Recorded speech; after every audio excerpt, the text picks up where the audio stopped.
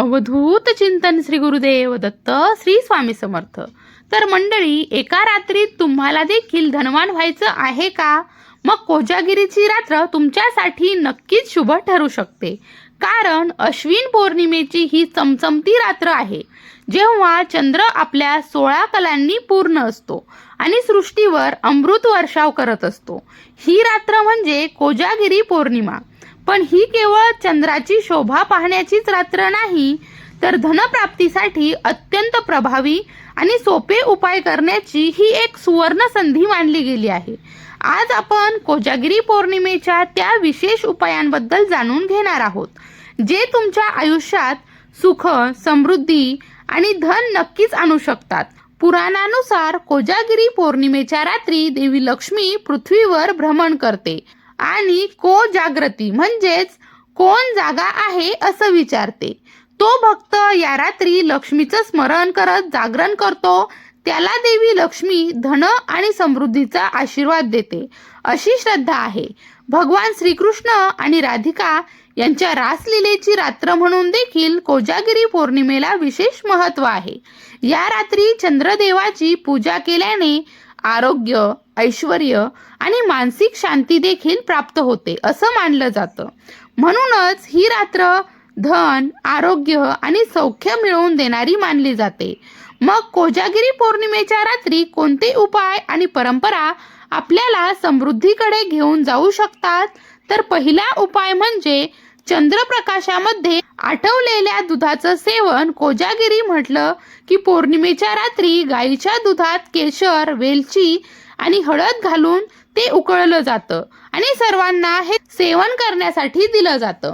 हे दूध चांदीच्या भांड्यात किंवा काचेच्या ग्लासमध्ये भरून चंद्रप्रकाशामध्ये किमान 3 ते 4 तास ठेवावं. नंतर ते दूध लक्ष्मी मातेचे स्मरण करून प्राशन करावं. असं मानलं जातं की चंद्रप्रकाशाने भारित केलेलं हे दूध सेवन केल्याने आरोग्य आणि धन दोन्हीचा लाभ होतो. दुसरा उपाय म्हणजे लक्ष्मी जागृती आणि मंत्रजप. या रात्री जागरण करणं अत्यंत शुभ मानलं जातं. देवी लक्ष्मीच्या मूर्तीसमोर आपण तुपाचा दिवा लावून ओम श्रीम श्रीम कमले कमलालये प्रसिद्ध प्रसिद्ध श्रीम ह्रीम श्रीम ओम महालक्ष्मी नमः या मंत्राचा किमान 108 वेळा जप करावा. मंत्र परत एकदा ऐका. ओम श्रीम श्रीम कमले कमलालये प्रसिद्ध प्रसिद्ध श्रीम ह्रीम श्रीम ओम महालक्ष्मी नमः. याचबरोबर श्री सूक्त किंवा कनकधारा स्तोत्र यांचं पठण सुद्धा कोजागिरीच्या रात्री केल्याने देवी लक्ष्मी लवकर प्रसन्न होते आणि धनाचा वर्षाव करते, अशी देखील मान्यता आहे. तिसरा उपाय म्हणजे देवी लक्ष्मीला कवडी ही अत्यंत प्रिय आहे. त्यामुळे या रात्री 11 पिवळ्या रंगाच्या कवड्या एका छोटा शंख लाल कपड्यात बांधून तिजोरीमध्ये किंवा धनाच्या ठिकाणी ठेवावा. असं केल्याने देखील धनवृद्धी होते आणि अनावश्यक खर्च हे टळतात असं सांगितलं जातं. एवढेच नाही तर सर्वात महत्त्वाची गोष्ट ती म्हणजे कोजागिरी पौर्णिमेच्या रात्री अगदी काहीही जमलं नाही तर तुळशीजवळ शुद्ध तुपाचा दिवा लावावा. तुळशी हे लक्ष्मीचं स्वरूप मानलं जातं. त्यामुळे घरात सकारात्मक ऊर्जा येते आणि धन आगमनाचे मार्ग हे मोकळे होतात, अशी ही मान्यता आहे. शिवाय आणखी काही सोपे उपाय आपण करू शकता. ते म्हणजे कोजागिरी पौर्णिमेच्या रात्री पिंपळाचे एक स्वच्छ पान धुवून त्यावर हळद कुंकू लावून देवी लक्ष्मीच्या चरणी अर्पण करावं. नंतर ते पान आपल्या पाकिटात किंवा तिजोरीत ठेवावं. यामुळे देखील धनलाभ हा नक्कीच होतो असं देखील सांगितलं जातं. शिवाय अशी भाविकांची श्रद्धा आहे. एवढंच नाही तर या शुभ दिवशी गरजू व्यक्तींना किंवा गरजूंना अन्नदान करणं, वस्त्रदान करणं किंवा यथाशक्ती मदत करणं हे सुद्धा अत्यंत पुण्यदायी काम मानलं गेलंय. दानधर्म केल्याने देवी लक्ष्मी प्रसन्न होते आणि आपल्या घरातून दारिद्र्य दूर करते, अशी मान्यता आहे. तर या सोप्या उपायांनी तुम्ही देवी लक्ष्मीची कृपा प्राप्त नक्कीच करू शकता. याही व्यतिरिक्त या उपायांसोबतच प्रामाणिक प्रयत्न आणि सकारात्मक विचार असणं तितकंच महत्त्वाचं आहे.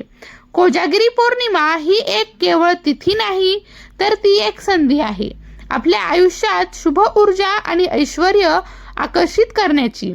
तुम्हाला ही माहिती कशी वाटली कमेंट करून नक्की सांगा. शिवाय यापैकी कोजागिरीच्या रात्री तुम्ही कोणते उपाय करतात आणि तुम्हाला काय अनुभव आले आहेत ते नक्की शेअर करा.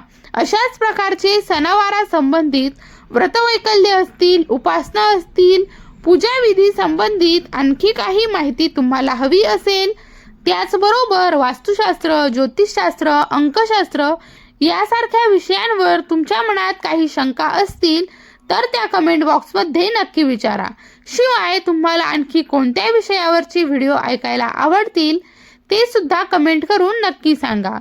या संबंधित सविस्तर मार्गदर्शन तुमच्यापर्यंत पोहोचवण्याचा माझा नक्कीच प्रयत्न आहे. तेव्हा कमेंट नक्की करा. अशाच प्रकारच्या माहितीपूर्ण व्हिडिओसाठी आपल्या यूट्यूब चॅनलला सबस्क्राईब करून घ्या. भेटूयात नवीन माहितीसह, नवीन अपडेटसह. तोपर्यंत लाईक करा, शेअर करा. धन्यवाद.